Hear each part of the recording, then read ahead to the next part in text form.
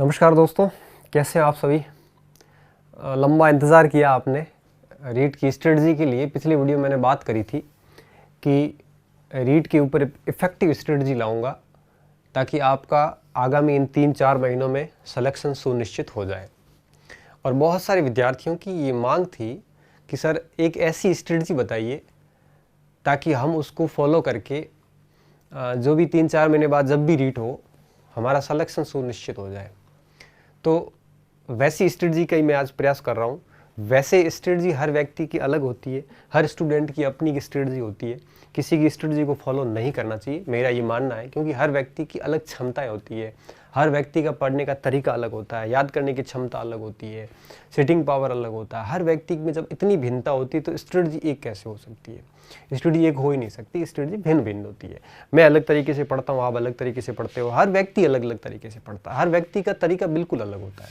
तो स्ट्रेटजी कभी सेम नहीं हो सकती। लेकिन अब मैं कुछ तरीके बताऊंगा, मैं मेरी स्ट्रेटजी बताऊंगा, तो आप उसमें अपने अनुसार थोड़ा सा संशोधन करके अगर उसको लागू करते हैं तो निश्चित रूप से फायदा होगा। तो मेरी स्ट्रेटजी आपको हेल्प करेगी अपनी स्ट्रेटजी बनाने में। इस चीज का ध्यान रखना, आप यही स्ट्रेटजी फॉलो करो ये जरूरी नहीं है। आपको अपनी स्ट्रेटजी बनाने में मेरी स्ट्रेटजी हेल्प करेगी। मैं यही चीज ध्यान में रखते हुए वीडियो बना रहा हूं। अब ये मत सोचना कि बस यही ही फॉलो करनी है, ये आपके ऊपर है। और चलो मैं तो ये स्ट्रेटजी बना रहा हूं, ये वीडियो जो होगा वो करीबन कई हजार लाख लोग देखेंगे, तो इसका मतलब ये थोड़ी ना कि जो जो देखा उनका सभी का सिलेक्शन होगा। क्योंकि 80-90% स्टूडेंट ऐसे होते हैं जो स्ट्रेटजी फॉलो नहीं कर पाते। कुछ चंद चुनिंदा बच्चे होते हैं जो स्ट्रेटजी को अपने अनुसार एडिट मॉडिफाई करके और उसको फॉलो करते हैं और डेफिनेटली उनका सिलेक्शन होता है। तो आज उसी स्ट्रेटजी में बात करूंगा। मेरी स्ट्रेटजी जो है ये रीट L1 L2 सभी वर्गों के लिए है। तो शुरुआत करते हैं इसके ऊपर। तो मेरा आप सभी से रिक्वेस्ट यही है कि आप इस रीट की इस स्ट्रेटजी को अपने अनुसार संशोधित करके लागू करना, हूबहू लागू करनी ज़रूरी नहीं है। अगर आपको लगे कि मैं हूबहू कर सकता हूँ तो लागू कर लेना। अगर आपको लगता है कि मेरे से ऐसे नहीं होगी, थोड़ा सा उसमें संशोधन किया जा सकता है, तो आप उसमें संशोधन कर लेना। ये कंप्लीटली डिपेंड ऑन यू। मैं बिल्कुल भी आपको फोर्स नहीं कर रहा हूँ, ठीक है। सबसे पहले अब बात शुरू करते हैं रीट L1 L2 दोनों की एक संयुक्त स्ट्रेटजी बता रहा हूं कि कैसे करना है आपको कि सिलेक्शन सुनिश्चित हो जाए। हमारे को सिर्फ सिलेक्शन से मतलब है, हमें न विद्वान बनना है, न हमें किसी को कोई चुनौती देनी है। हमें सिर्फ हमारा सिलेक्शन चाहिए, इससे ज्यादा हमारी कोई महत्वाकांक्षाएं नहीं है। बात करते हैं रीट के ऊपर L1 L2। तो आपकी जो भी स्ट्रेटजी हो उसमें क्या क्या चीजें होनी चाहिए मैं आपको एक मोटे मोटे तौर पे समझा देता हूं। सबसे पहली चीज, जितने भी विद्यार्थी हैं उनको एक चीज जो सबसे ज्यादा ध्यान रखनी है वो ये कि मुझे लग रहा है मार्च में होगी, तो हमारे पास 4 महीने का समय, जब भी परीक्षा हो तो परीक्षा तक हम ये श्योर कर लें कि हमारा पाठ्यक्रम 4 से 5 बार हो जाए। पूरा पाठ्यक्रम, पूरे पाठ्यक्रम का मतलब ये होता है कि पाठ्यक्रम का कोई भी बिंदु आप छोड़े नहीं।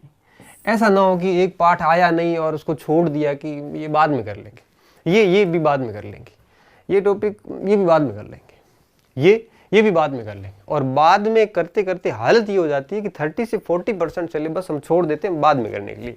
इस बाद की कोई समय अवधि नहीं है। फिर क्या होता है, जैसे जैसे एग्जाम नजदीक आता है वो जो छोड़ा है आपने बाद वाला वो छूट जाता है। और यकीन मानिए, मेरा एक्सपीरियंस है ये कि एग्जाम के दिन तक वो बाद वाला पूरा नहीं होता है।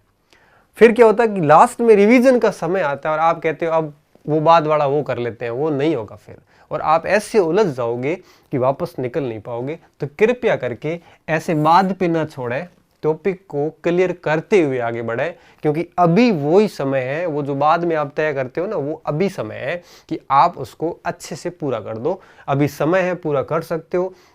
अगर आप अभी नहीं करोगे तो फिर वो कभी नहीं होगा। वो बाद के चक्कर में हालत ये होगी कि आप 60% सिलेबस ही कर पाओगे, अपना पूरा सिलेबस नहीं कर पाओगे। तो 4 से 5% आपको उस पाठ्यक्रम रिपीट करना है, रिवीजन करना है बढ़िया तरीके से, और ध्यान रखना है कि पूरा पाठ्यक्रम करना है। दूसरी सबसे महत्वपूर्ण चीज कि शिक्षण विधियां और मनोविज्ञान इस भाग के ऊपर बेहतरीन कमांड स्थापित करनी है। क्योंकि अगर मैं L1 की बात करूं तो करीबन ये 90 अंकों का होता है, और अगर L2 की भी मैं बात करूं तो भी ये 60-65 अंकों का हो जाता है, 60-65 का हो जाता है। तो इसका बहुत बड़ा रोल है हमारे सफलता में। इसका मतलब ये भी नहीं है कि आप अपने विषय छोड़ दो, विषय का भी बहुत बड़ा रोल है। L2 की जहाँ तक बात है तो L2 में विषय का भी बहुत बड़ा रोल है। 50 अंकों का विषय आता है, 50 अंकों का विषय L2 में आता है। और भाषाएं, इसका बहुत बड़ा योगदान है। 30 अंक की भाषा आती है, 2 भाषाएं आती है। अगर शिक्षण विधियों को निकाल दे 30 अंकों की भाषाओं की शिक्षण विधियां, तो ग्रामर आती है दोनों भाषाओं की 15-15 अंकों की, 30 अंकों की ऑलमोस्ट आ जाती है। तो अब आप देखिए इन तीनों का समान योगदान है, शिक्षण विधियां, मनोविज्ञान, अपने विषय और भाषाएं। तो हमें यह सुनिश्चित करना है कि हर दिन इन तीनों को टच करते हुए चलें। ऐसा ना हो कि आप डेली शिक्षण विधियां पढ़ना बैठ जाए, ये सारी चीजें छूट जाए। ऐसा भी ना हो कि आप केवल विषय पढ़ो, ये सब छूट जाए। ऐसा भी ना हो केवल भाषा पढ़े, ये सब छूट जाए। ऐसा नहीं करना। आपकी स्ट्रेटजी ऐसी होनी चाहिए कि इन तीनों भागों को आप साथ लेके हुए चलो और 4 से 5 बार कोर्स पूरा कर दो, तब मजा आएगा। अब कैसे किया जा सकता है ये? सबसे पहली बात, आप जो हमेशा प्रातःकालीन सत्र होता है, ये सबसे बेहतरीन सत्र होता है। मस्तिष्क बहुत अच्छे से काम करता है, मन ताज़ा होता है, बिल्कुल पॉजिटिविटी के साथ हम काम करते हैं। क्योंकि सुबह सुबह हम किसी व्यक्ति से मिले हुए नहीं होते हैं, नींद से उठे हुए होते हैं, तो हमारा मन मस्तिष्क बहुत ही प्रॉपर तरीके से काम करता है। तो सुबह सुबह हम बहुत सकारात्मक भी होते हैं, तरोताज़ा भी होते हैं। तो इस समय ऐसा विषय लेना चाहिए सुबह सुबह कि वो महत्वपूर्ण भी हो और थोड़ा सा कठिन भी हो। तो मैं हमेशा से मान के चल रहा हूँ कि प्रातःकालीन सेशन में आप चाहे L1 के हो चाहे आप L2 के हो, आपको हर दिन कम से कम सुबह 3 से 4 घंटे तक ये साइकोलॉजी और शिक्षण विधियां डेली पढ़नी चाहिए। चाहे 2 घंटे आप शिक्षण विधियां पढ़ लो, चाहे 2 घंटे आप साइकोलॉजी पढ़ लो, ये आपके ऊपर डिपेंड है। अब करना क्या है इसमें? शिक्षण विधियां जैसे ले ली, शिक्षण विधियों में जैसे आप L2 साइंस के स्टूडेंट हैं तो साइंस की शिक्षण विधियां आप शुरू करो आराम से। जो 11वीं और 12वीं यूनिट है उसको पूरा करो। जैसे पूरा करने में आपको 15 दिन लग गए, कर ली आराम से 15 दिन। जैसे साइकोलॉजी साइंस की शिक्षण विधियां पूरी हो गई, तब आप अपने लैंग्वेज की शिक्षण विधियां शुरू कर दो। जैसे एक लैंग्वेज की हो गई, फिर दूसरी लैंग्वेज की शुरू कर दो। फिर जैसे दूसरी लैंग्वेज की भी पूरी हुई, फिर आप वापस अपने साइंस की शिक्षण विधियां स्टार्ट कर दो। ऐसे रोटेशन में उसको टिल एग्जाम तक चलाते रहो। इससे क्या होगा? इससे शिक्षण विधियां बहुत अच्छी हो जाएगी, आपकी उसके ऊपर कमांड स्थापित हो जाएगी। अब देखिए, इसके साथ साथ जहां तक मनोविज्ञान की बात है, जो भी कोई एक किताब ले लो आप, अच्छे से कोई भी किताब ले लो, चाहे आप जो भी आपको बढ़िया किताब लगती, आपके पास सभी के पास किताबें हैं, मुझे बताने की आवश्यकता नहीं है कि कौन सी किताब पढ़नी चाहिए कौन सी नहीं पढ़नी चाहिए। किसी ने धीर सिंह जी की किताब पढ़ी, किसी ने A.K. मंगल पढ़ा है, किसी ने वंदना जादून पढ़ी है, किसी ने फर्स्ट रैंक पढ़ी होगी। हर व्यक्ति ने अपने अपने हिसाब से किताब ली है। मैं ये मानता हूँ कोई भी किताब खराब नहीं होती, उसको हम पढ़ते कहते कैसे उस बात पे निर्भर करेगा। तो 2 घंटे आप डेली शिक्षण विधियां और 2 घंटे आप मनोविज्ञान, 3 से 4 घंटे नियमित रूप से आप इसको दीजिए। आप देखना आपकी पकड़ इस विषय पर बहुत मजबूत होगी। इनको पढ़ना कैसे है? इसको पढ़ने में एक चीज हमेशा ध्यान रखना, इसको पढ़ने में मैं आपको बता देता हूँ कि जब भी आप शिक्षण विधियां और मनोविज्ञान पढ़ते हो तो आपको क्या करना है, फैक्ट फिगर की बजाय टॉपिक को एज्यूम करना है, अपने ऊपर लेना है, अपने ऊपर सोचना। जब मनोविज्ञान पढ़ते हो, अधिगम पढ़ते हो या बाल विकास पढ़ते हो, आप अपने ऊपर लेके उसको सोचिए। जितना ज़्यादा सोचोगे ना, उतना ज़्यादा वो कंसेप्ट आपके दिमाग में डेवलप होता जाएगा। और ऐसे कैसे आप सेक्शन विधियों में सोचिए, जितना ज़्यादा आप सोचोगे इसको, और जब टॉपिक आप पूरा सोच के तैयार कर लेते हो उसके बाद उसकी फैक्ट फिगर देखिए। तो बाकी 2-3 दोस्त अगर होते हो तो साथ में उसके ऊपर डिस्कस कीजिए। तो जितना ज़्यादा डिस्कस करोगे, जितना ज़्यादा इसके ऊपर सोचोगे, उतना ही ज़्यादा ये पोर्शन आपका तैयार होता जाएगा। अगर आप गूंगी पढ़ाई होती है ना, मन ही मन ऐसे करते जाओगे, तो फिर ये चीज़ें तैयार नहीं होगी। तो गूंगी पढ़ाई की बजाय एक एक्सट्रोवर्ट, बहिर्मुखी होना चाहिए कि आप डिस्कस भी करो, आप अपने ऊपर सोचो, प्रैक्टिकली सोचो, फैक्ट में न फंसो, और उस तरह से अगर आगे बढ़ोगे तो डेफिनेटली इस पोर्शन में आप बहुत अच्छा करोगे। इस पोर्शन में हम आपकी मदद संस्थान ये करेगा कि हमारा पूरा प्रयास है कि शिक्षण विधियां हम आपको निरंतर पढ़ाते रहेंगे। सामाजिक की, पर्यावरण की तो मैं स्वयं पढ़ाऊंगा। हमारा प्रयास साइंस की शिक्षण विधियां और भाषाओं की विधियों पे भी रहेगा। मैं वादा नहीं कर रहा हूँ, हमारा प्रयास रहेगा कि आपको ये भी करवाएंगे। और मनोविज्ञान का भी हमारा प्रयास रहेगा। तो हमारा प्रयास ज़रूर रहेगा इस क्षेत्र की ओर कि आपकी थोड़ी हेल्प कर लो। लेकिन कुछ क्लासेस देकर आपकी अप्रोच जरूर हम बता देंगे कि किस तरह से शिक्षण विधियों को पढ़ना है। मेरी 2 क्लासें आई भी है, आगे भी आती रहेगी। तो इन चीज़ों का स्पेशली ध्यान रखना। और यह आप L1 L2 जिस भी वर्ग के हो, आपको इसको फॉलो करना चाहिए। अब जहाँ तक किताबों की बात है तो मनोविज्ञान में मैंने बता दिया, दीप सिंह जी की किताब अच्छी किताब है, मंगल की किताब भी बढ़िया है। और मुझे और मैंने वंदना जादून की भी एक बार किताब पढ़ी थी, लेकिन रीड के लिए वो पर्याप्त नहीं लगी मुझे, तो मनोविज्ञान के लिए ठीक है। इसके अलावा शिक्षण विधियों के लिए इसकी कोई ऑथेंटिक किताब आती नहीं है, पहली चीज़ तो ये। सामाजिक की जहाँ तक बात है तो अमीरचंद जैन की किताब काफ़ी अच्छी किताब है। और हिंदी शिक्षण के लिए मुझे निरंजन कुमार सिंह की किताब काफ़ी अच्छी लगी थी। निरंजन कुमार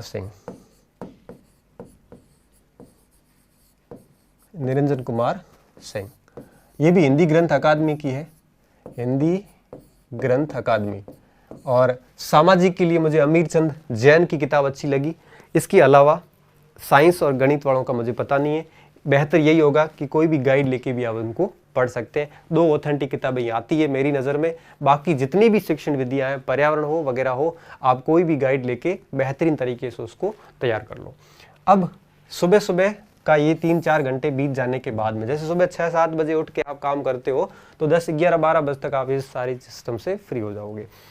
अब उसके बाद रेस्ट करके फिर आता है आपका विषय। अगर आप L2 के हैं तो साइंस मैथ आएगा, साइंस वालों के लिए। सामाजिक के लिए सामाजिक की 12 यूनिट आएगी। 12 यूनिट में से 2 यूनिट तो ऊपर निकल जाएगी, 10 यूनिट बचेगी।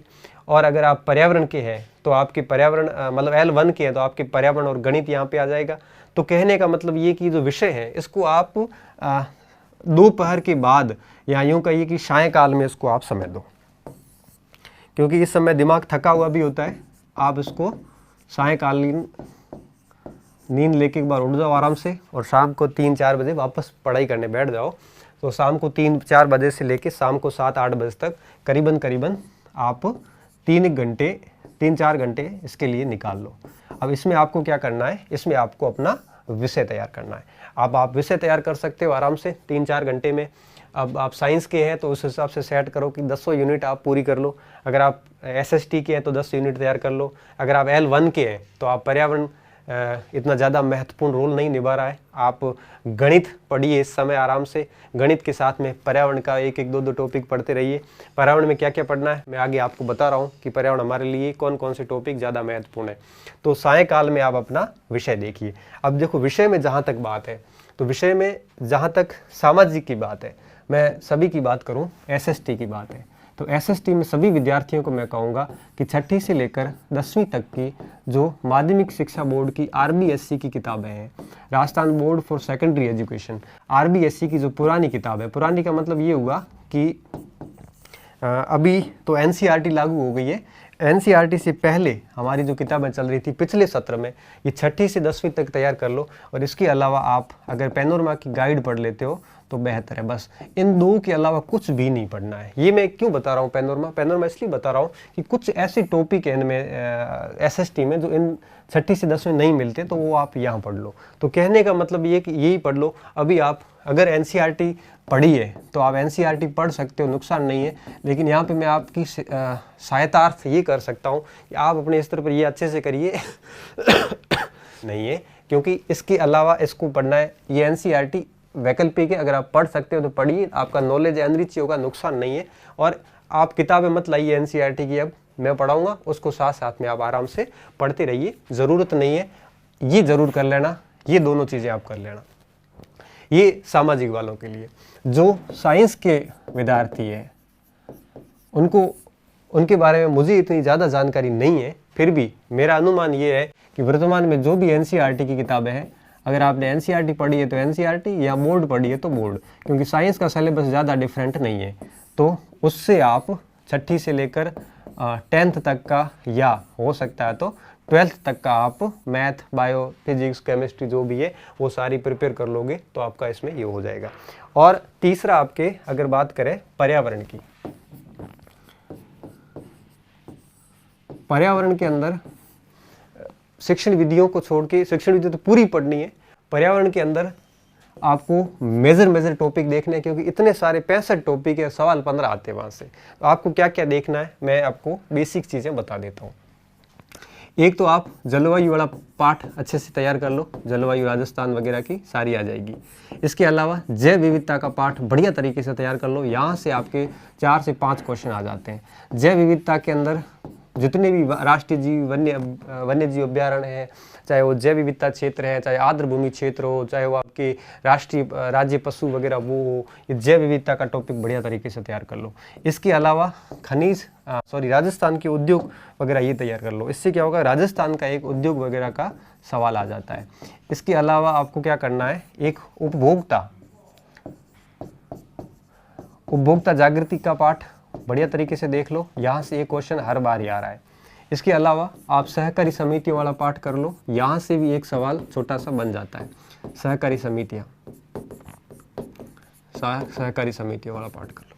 इसके अलावा राजस्थान इतिहास संस्कृति की 2 यूनिट है, वो पढ़ लो आप, राजस्थान वाली, ये बेहतर रहेगी।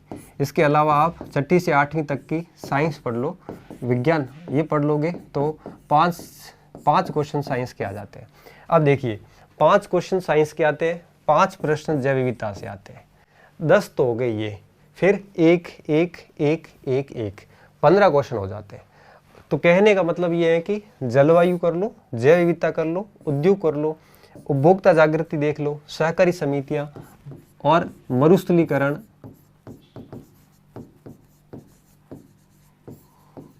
थोड़ा सा आप पर्यावरण प्रदूषण जो है ये भी देख लो।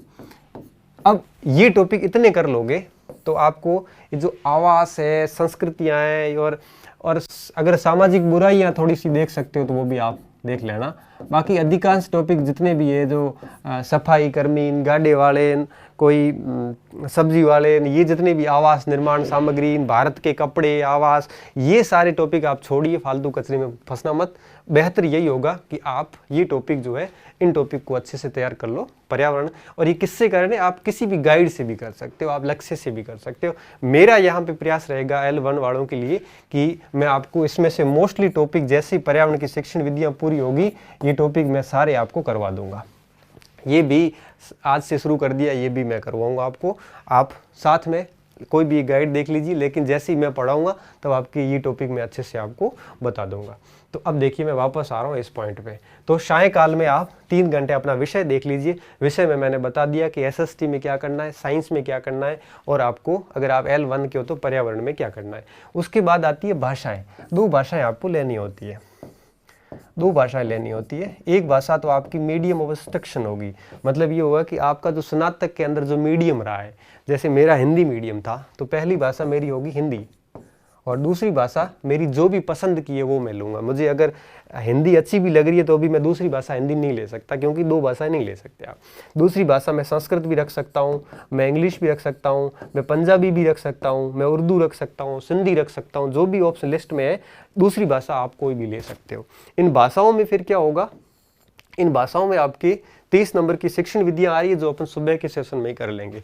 अब 30 नंबर की ग्रामर का पोर्शन बचता है, तो मैं आपको सजेशन यही दूंगा कि आप क्या करोगे, शाम रात में, अब देखो रात को जब आप पढ़ते हो, रात को जब आप 11-12 बजे या 10-11 बजे पढ़ोगे 1-2 घंटे, तो इन 1-2 घंटों में आप क्या करोगे, अपने इन दो जो लैंग्वेज है इसकी ग्रामर को आप बढ़िया तरीके से पढ़ सकते हो। आप ग्रामर में कौन कौन सी, अगर आप हिंदी है तो आप हिंदी की ग्रामर ले लो, अगर आपके संस्कृत या इंग्लिश है तो उसकी ग्रामर ले लो, और आप क्या करोगे, डेली 1-2 घंटे हिंदी की पढ़ ली, हिंदी पूरी होती है फिर संस्कृत शुरू करो, संस्कृत पूरी होती है फिर वापस हिंदी करो। तो इस प्रकार से आप उसको रोटेशन में चलने दो, जिससे क्या होगा कि दोनों भाषाएं भी आपकी अच्छी हो जाएगी। भाषाएं यहाँ शाम को अच्छी हो जाएगी, सुबह आप विद्या पढ़ लोगे, तो मतलब ये हुआ कि आप डेली 150 के सिलेबस को लेके आगे बढ़ रहे हो, और यह सिलेबस निश्चित रूप से आपको फायदा देगा। तो ये सारी चीजें थी, उम्मीद कर रहा हूं अब आप 6 दिन तक आराम से पढ़िए। जब भी थक जाते हो तो रेस्ट करिए, ऐसा कुछ भी नहीं है, खुद को टॉर्चर करते हुए नहीं पढ़ना है। हमेशा जब भी पढ़ते हो आनंद लेके पढ़िए, अच्छे से पढ़िए कि, और सबसे महत्वपूर्ण बात, ये जब भी काम करते हो तो इसका प्रचार मत करो, ये काम ही करो, क्योंकि आप अगर इसका प्रचार करोगे तो निश्चित रूप से आपके ऊपर दबाव बनेगा और आप काम नहीं कर पाओगे। जनरली मैंने देखा है कि स्टूडेंट प्रचार बहुत ज़्यादा करता है और पढ़ाई कम करता है। तो कोशिश ये कीजिए कि पढ़ाई कीजिए, उसका प्रचार ना कीजिए, रात दिन एक कर दीजिए, अपने आप को गायब कर दीजिए, कम चुनिंदा लोगों को फॉलो कीजिए, बाकी सारों को हटा दीजिए मस्तिष्क से, मन से, फेसबुक से, फ़ोन से, और पूरा ध्यान अपना उस रीड के ऊपर लगाइए। चाहे मार्च में हो चाहे जून में हो, कभी न कभी होगा। और मैं आपको बता देता हूँ, अगले साल 2021 आधे 21 तक से पहले हो जाएगा। तो जब आपको पता है आपके 4-5 महीने बाद एग्जाम है, आपके जीवन की वो घड़ी आई है जिसका इंतजार आप कई सालों से कर रहे थे। जब आपका पीटी और प्री बीएसटीसी एग्जाम हुआ था, तब आपने एक ही चीज़ सोची थी कि हमारा बीएड और बीएसटीसी जैसे ही हो जाएगा, रीट आएगी, हम ये करेंगे, हम वो करेंगे। जब अब विद्यार्थियों वो मौका आया है, तब आप इतने अगंभीर कैसे हो सकते हो? क्यों इन फालतू प्रश्नों में भले आज हो चाहे कल हो। और आपके इस प्रश्न पूछने से एग्जाम की डेट तय नहीं होगी, मैं आपको और कह देता हूँ। आप जितना समय खराब करोगे सिर्फ और सिर्फ आपको नुकसान, इसके अलावा किसी को नुकसान नहीं है। राजस्थान सरकार को 31,000 शिक्षक चाहिए और उतने शिक्षक पढ़ रहे हैं और उनको मिल जाएंगे। इन प्रश्नों में मत फंसिए। दूसरे प्रश्न में आप कहाँ फंसे हैं कि हम शामिल होंगे कि नहीं होंगे, हमें एपी रे भाई। जब आपने बीएड और बीएसटीसी किस उद्देश्य से की थी, मुझे ये बताइए। आपका उद्देश्य यही था ना, शिक्षक भर्ती में हम शामिल होंगे। जब आपको पता है कि आपने बीएड और एसटीसी सिर्फ एक ही टारगेट से की थी, तो फिर आप क्यों पूछ रहे हो कि शामिल करेंगे कि नहीं करेंगे? एग्जाम दे देंगे, शामिल हो जाओगे तो ठीक है, नहीं होगे तो तैयारी की भी कभी लॉस नहीं होता। माँ सरस्वती अपने ऊपर कभी ऋण नहीं रखती। जो पढ़ा है उसका फायदा आपको इस एग्जाम में नहीं तो अगले में होगा, वो होके रहेगा। इसलिए इन प्रश्नों में न फंसे कि मुझे शामिल करेंगे कि नहीं करेंगे, क्योंकि आप अगर इस प्रश्न में उलझे रहोगे ना, तो भी आपको शामिल नहीं करेंगे अगर नहीं करना है तो। और अगर इस प्रश्न को पूछने से कुछ भी भावार्थ यथार्थ निकलना नहीं, उसका जवाब भी किसी के पास नहीं है। इसलिए ऐसे सभी विद्यार्थियों को मैं यही कहूंगा कि ईमानदारी से मेहनत करते जाओ। अगर शामिल हो गए तो बहुत बढ़िया बात है, नहीं भी हो गए तो भी उस तैयारी को आप किसी न किसी आगे की वैकेंसी में उपयोग में ले लोगे। इसलिए बेहतर यही होगा कि इन सवालों में न फंसे। और बहुत सारी चीज़ें मैं क्लियर कई वीडियोज़ में पहले भी कर चुका हूँ, ठीक है। इन सारे प्रश्नों में फंसने की बजाय इस रणनीति को फॉलो कीजिए। मैं आपको दावे के साथ कह सकता हूँ, अगर आप इस रणनीति को 1 महीना भी फॉलो कर लेते हो, 2 महीने फॉलो कर लेते हो, तो आपको कोई रीट से बाहर नहीं कर सकता। आप जिंदगी की पहली सीढ़ी, या यूं कहिए कि कामयाबी की पहली सीढ़ी चढ़ चुके होंगे। अगर अपना जीवन, मैंने कई स्टूडेंट देखे हैं तो 10-10 साल से रीट की प्रिपरेशन कर रहे हैं। अब विद्यार्थियों 10 साल अगर रीट में खपा दोगे तो जीवन के अन्य लक्ष्य कब पूरे करोगे? इसलिए कह रहा हूं कि ये फटाफट इस रीट का झंझट खत्म करो आप, तैयारी करके 2021 में, उसके बाद कुछ आगे और देखिए आप। इसलिए कह रहा हूँ कि माथापुची अपने आप को पूरा कॉन्सिडर यहाँ पे करें, अच्छे से पढ़ाई करें। सारी कुछ चीज़ें बता चुका हूँ मैं, और भविष्य में और आपके साथ हूँ, बताता रहूँगा। जब भी कोई न्यू अपडेट आएगी बताता रहूँगा। बस इतना ही कहूँगा कि आप अपनी पढ़ाई जो जारी रखें और इस रणनीति को फॉलो करते हुए आगे बढ़ें। और आप इसको स्क्रीनशॉट लेना चाहते हो तो ले लेना, बाद में लिखा हुआ वैसे भी अच्छे से दिख जाएगा, बोला हुआ है, और इसको फॉलो कीजिए अच्छे से। और कोई दिक्कत आती है कमेंट सेक्शन में डाल देना, और 5-7 दिन बाद जब भी कोई वीडियो बनाऊंगा तो उस कमेंट सेक्शन के प्रश्नों को लेते हुए वीडियो बनाऊंगा। बहुत बहुत धन्यवाद स्टूडेंट, अच्छे रहिए, मस्त रहिए, और फालतू प्रश्नों में बिना उलझे पढ़ते रहिए।